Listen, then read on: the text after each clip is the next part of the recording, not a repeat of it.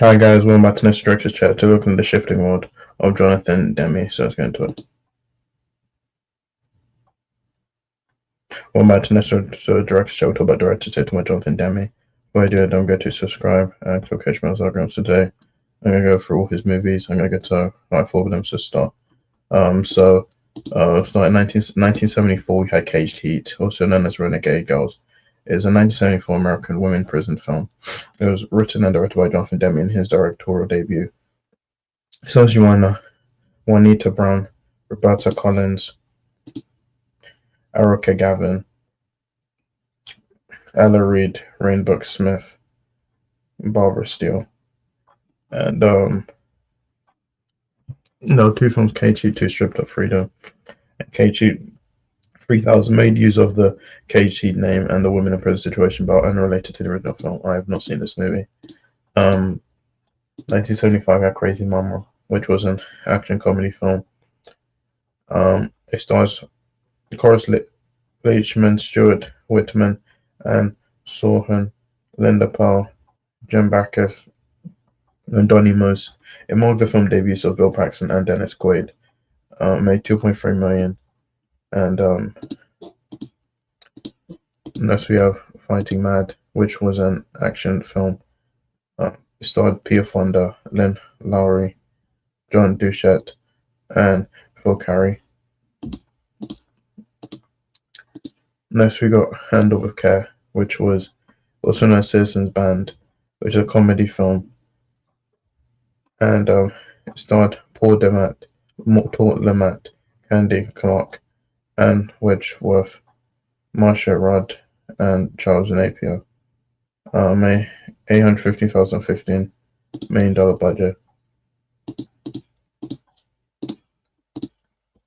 Then 1979 we had Lost Embrace, which is a neo-noir film. It's very loosely based on the novel The 13th Man by Murray Tay Bloom.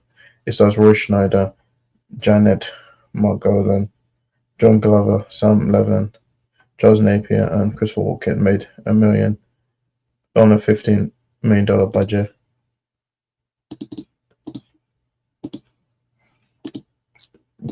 In 1980, we had Melvin and Howard, which is a comedy drama film. It stars Paul Lemaitre, Mary Steenburgen, Pamela Reed, and Jason Robards. It made $4.3 million on a $7 million budget. It received positive reviews. Then in 1984, we had Swing Shift, which is a romantic drama film. It starred Goldie Hawn, Kurt Russell, Christine Layton, Fred Ward, and Ed Harris. It made $6.6 million $15 million budget. The film was a box office bomb. 1984, we had Stop Making Sense, which is a concert film featuring a live performance by the American rock band Talking Heads, and it made $12.4 million on a $1.2 million budget. Then in 1986, we had Something Wild, which is a comedy thriller film, and it starred Melanie Griffith, Jeff Daniels, and Ray Liotta. It made $8.4 million on a $7 million budget.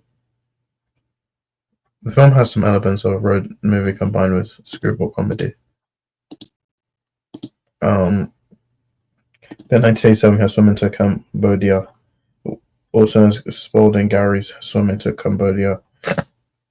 It stars Spalding Gray, and so yeah. Then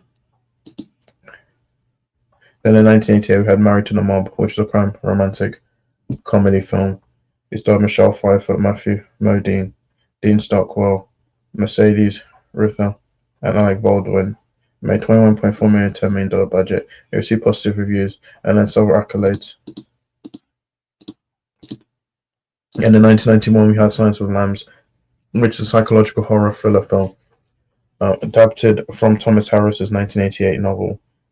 It stars Jodie Foster, Anthony Hopkins, Scott Glenn, and Ted Levine. It made $272.7 million $19 million budget.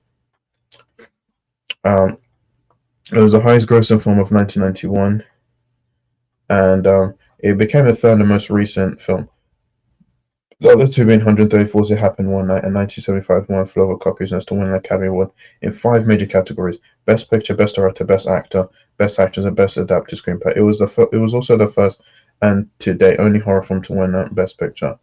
The Silence of the Lambs is regularly cited by critics, film directors, and audiences as one of the greatest and most influential films.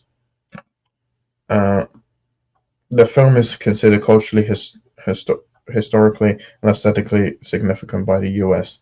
There was a sequel called Hannibal, was released in 2001, and 2 prequels, Red Dragon and Hannibal Rising, which I like this. I think this is probably my favorite film from him, so Silence of the Lambs, probably his most iconic. Well, I think Jodie Foster won the Oscar. Then in 1993, I had Philadelphia, which is a legal drama film. Stars Tom Hanks, Denzel Washington, Jason Robards, Mary Steenburgen, Antonio Banderas, and Joanne Woodward. Made $206.7 million, $26 million budget. It was positive received by critics for screenplay and performances of Hanks and Washington.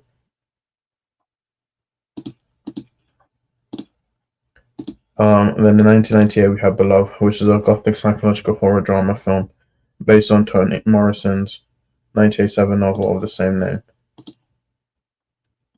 It stars Oprah Winfrey, Danny Glover, Thandie Newton, Kimberly Elise, B. Rickards, Lisa Gay Hamilton, and Albert Hall. In a $22.9 million, $80 million budget, it received positive from critics, with both Danny Glover and Kimberly Elise receiving praise for their performances. In 1998, we had Storefront Hitchcock, which is a concept film featuring Robin Hitchcock, and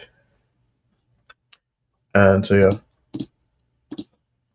Then in 2002, we had The Truth About Charlie, which is a mystery film. It's a remake of the 1963 film Charade. It stars Mark Wahlberg, Thandie Newton, Tim Robbins, June Hyun Park, Ted Levine, Lisa Gay Hamilton. It made $7.1 million, $60 million budget. Then in 2004, we had The Manchurian Candidate, which is a neo-noir psychological political thriller film.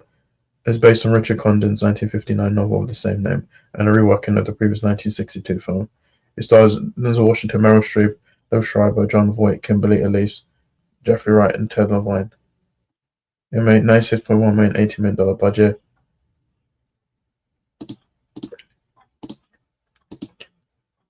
In 2008, we had Rachel Getting Married, which was a drama film, and it starred Anne Hathaway, Rosemary DeWitt, Bill Irvin, Anna Dev Smith, Tony Ababib, and Deborah Winger. Made $17.5 million, $12 million budget.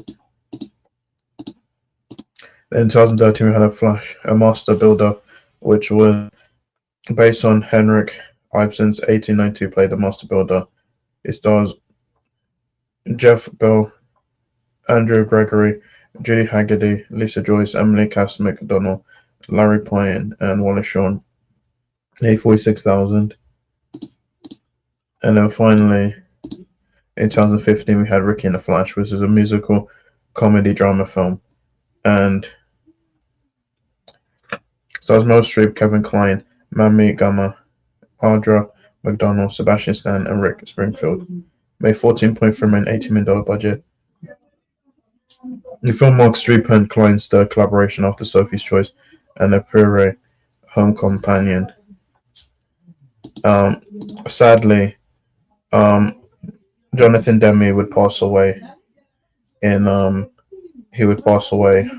April 26, 2017, at the age of 73, making Ricky and the Flash his final film. And this movie received mixed reviews from critics, who praised the performances in the cast but criticized the screenplay and execution. And even though he died, his movies will still be iconic, especially Silence of the Lambs. So guys, thank you.